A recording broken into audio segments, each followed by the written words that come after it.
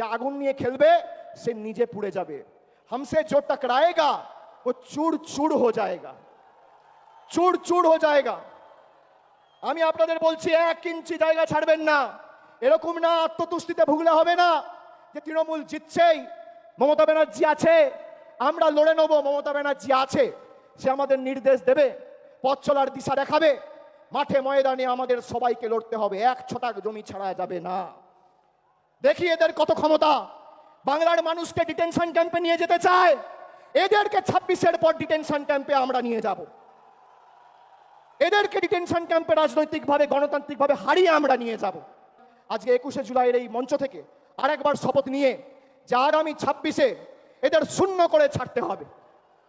জোর গলায় বলুন আর গর্ব করে বলুন, দুহাত তুলে গলায় যত আওয়াজ আছে তুলে বলুন, যেন দিল্লিতে কম্পন অনুভব হয়। জয় বাংলা, জয় বাংলা, জয় বাংলা।